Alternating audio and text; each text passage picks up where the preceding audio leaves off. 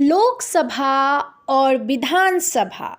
हाँ, आइ बात करब जे लोकसभा और विधानसभा ककरा कहै छै, ई दुनूमे की अंतर अछि। तऽ नमस्कार, सुनू हमर बात। हम छी सोनम और अहाँ सब गोटेके स्वागत अछि स्टैंड विथ मिथिलाके खास प्रोग्राम सुनू हमर बातमे।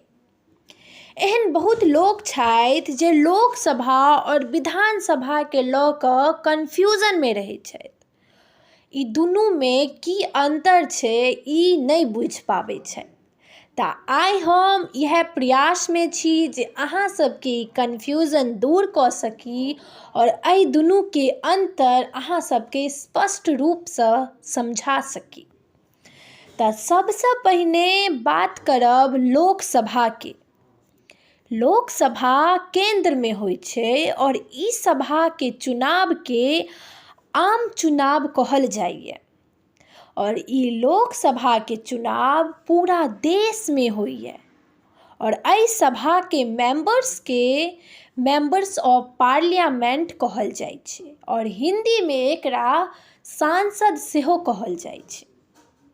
लोकसभा पूरा देशसँ चुनि कऽ बनायल जाइ छै और एकर जे कानून और नियम होइ छै ओ पूरा देश पर लागू होइ छै। और लोकसभामे जे पार्टीके बहुमत होइ छै ओ प्रधानमंत्री बनै छथि और ओ पूरा देश लेल काज करै छथि। यानी कि लोकसभामे ओ पूरा देशके लेल प्रधानमंत्री काज करतथि और हुनकर जिम्मेदारी छनि पूरा देश सम्हारनाइ।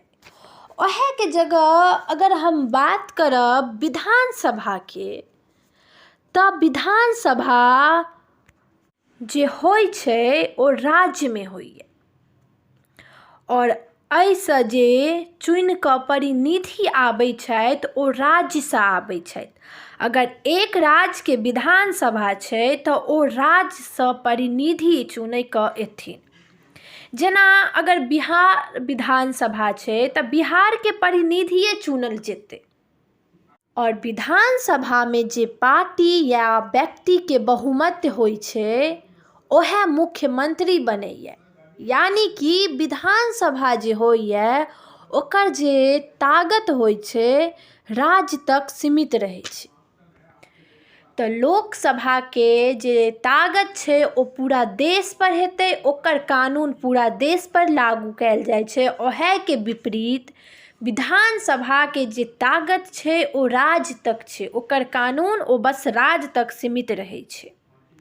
लोकसभा पूरा देशमे एक जगह छै, ओ दिल्लीमे बस लोकसभा छै और पूरा देशके कंट्रोल करैके जिम्मेदारी लोकसभाके पास होइ छै।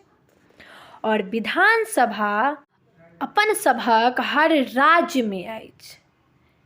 ई देशमे सब राज्यमे विधानसभा होइ छै और विधानसभा ज़्यादातर राज्यके राजधानीमे होइए।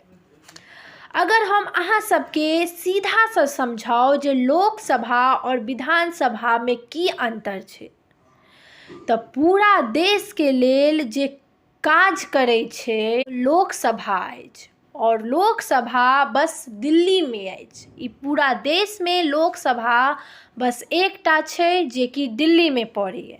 और विधानसभा जे कि हर एक राज्यमे होइ छै और ई विधानसभा सिर्फ राज्य तक कानून सीमित कऽ रहै छै। हम आशा करै छी अहाँ सबके ई कन्फ्यूजन दूर भेल हैत जे विधानसभा और लोकसभा ककरा कहै छै। हमरा पूरा आशा अछि जे अहाँ सबके नीकसँ समझ आयल हैत ई दुनूमे अंतर की होइ छै।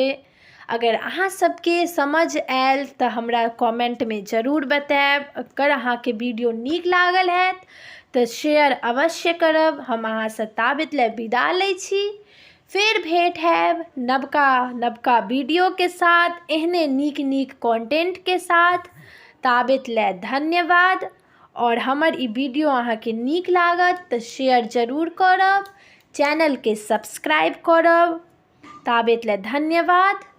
जय हिंद, जय मिथिला।